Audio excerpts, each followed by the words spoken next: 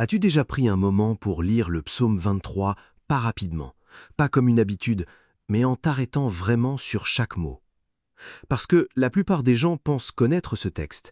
Ils le récitent, ils l'entendent, ils le partagent, mais ils ne réalisent pas ce qu'il contient réellement. Ce que tu vas entendre aujourd'hui peut complètement changer ta manière de voir Dieu, mais aussi ta manière de traverser les moments difficiles de ta vie. Quand David écrit ces mots, il n'est pas dans un palais, il n'est pas entouré de confort, il n'est pas dans une période facile. C'est un homme qui a connu la peur, la fuite, la pression, les combats.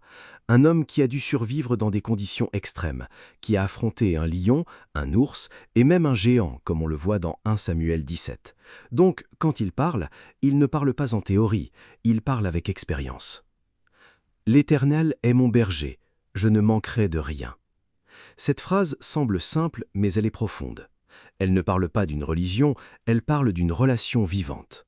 À l'époque, un berger ne se contentait pas de surveiller ses brebis de loin, il vivait avec elles, il marchait avec elles, il les protégeait jour et nuit, il connaissait chacune d'elles, et surtout, il était prêt à risquer sa vie pour elles.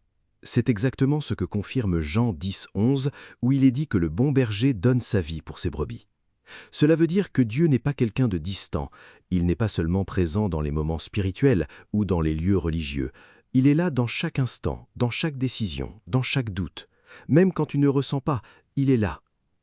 Il me fait reposer dans de verts pâturages, il me dirige près des eaux paisibles. Ce passage ne parle pas seulement de repos, il parle de direction. Une brebis, livrée à elle-même, ne sait pas où aller, elle peut se perdre facilement, elle peut s'épuiser, elle peut se mettre en danger, sans s'en rendre compte. Mais le berger, lui, voit plus loin, il sait où se trouvent les bons pâturages, il sait où l'eau est saine, il sait quel chemin est sûr. Cela signifie que même quand tu ne comprends pas ce qui se passe dans ta vie, même quand les choses semblent confuses, il y a une direction qui est en train de se faire. Tu n'es pas en train de marcher au hasard. Il restaure mon âme.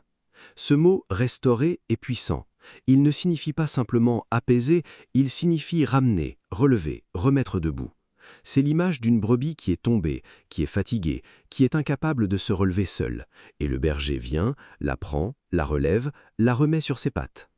Peut-être que tu te reconnais dans ça, peut-être que tu es fatigué, peut-être que tu as l'impression d'avoir perdu quelque chose en chemin, peut-être que ton énergie, ta paix ou même ta foi ont été touchés. Ce passage te rappelle que Dieu ne te laisse pas dans cet état, il agit. Quand je marche dans la vallée de l'ombre de la mort, je ne crains aucun mal, car tu es avec moi. Ce verset est souvent cité mais rarement compris. Il ne dit pas « si je passe par la vallée », il dit « quand ». Cela veut dire que ces moments sont partie du parcours.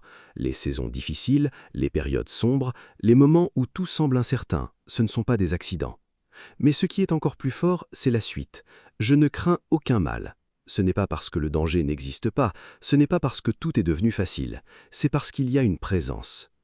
La paix ne vient pas de l'absence de problèmes, elle vient de la présence de Dieu au milieu de ces problèmes.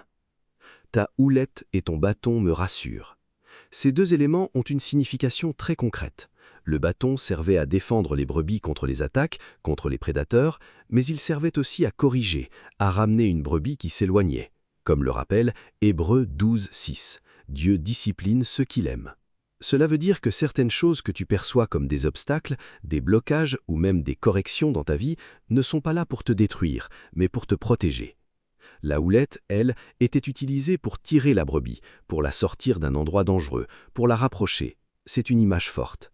Cela veut dire que même quand tu es coincé, même quand tu as l'impression de ne plus avancer, Dieu peut te ramener, te repositionner. Tu dresses devant moi une table en face de mes ennemis. C'est une image étonnante. On pourrait penser que Dieu enlève les ennemis avant de bénir, mais ici, ce n'est pas ce qui se passe. La bénédiction se manifeste au milieu de l'opposition. Cela veut dire que ta situation actuelle, même si elle est difficile, n'empêche pas Dieu d'agir.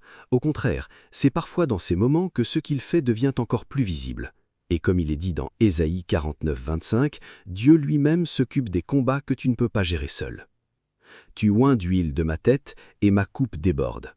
Dans le contexte de l'époque, l'huile avait une fonction de protection. Elle empêchait certains parasites d'atteindre les brebis, particulièrement au niveau de la tête. C'est une image très forte pour aujourd'hui. Cela montre que Dieu peut protéger ton esprit, tes pensées, ta paix intérieure. Même quand il y a des attaques invisibles, même quand les pressions sont fortes, il y a une couverture. Et puis, il y a cette idée de débordement, pas juste assez, pas juste ce qu'il faut, mais quelque chose qui dépasse. Oui, le bonheur et la grâce m'accompagneront tous les jours de ma vie. Le mot utilisé ici peut aussi être compris comme poursuivre. Ce n'est pas quelque chose de passif, ce n'est pas toi qui dois courir après, c'est quelque chose qui te suit, qui te rejoint, qui te rattrape même quand tu n'y penses pas. Et cela change complètement la perspective. Tu n'es pas seul en train de chercher désespérément une solution, il y a quelque chose qui est déjà en mouvement vers toi. Et j'habiterai dans la maison de l'Éternel jusqu'à la fin de mes jours. Ce n'est pas simplement un lieu physique, c'est une manière de vivre, une connexion continue, une relation constante. Cela veut dire que peu importe où tu es, peu importe ce que tu traverses, il y a une possibilité de rester connecté, de rester aligné, de rester ancré si tu es en ce moment. Si tu traverses un moment difficile en ce moment, si tu te sens perdu, fatigué, sous pression ou même découragé, rappelle-toi ceci. Tu n'es pas seul, tu n'es pas abandonné, et ce que tu vis en ce moment ne définit pas la fin de ton histoire.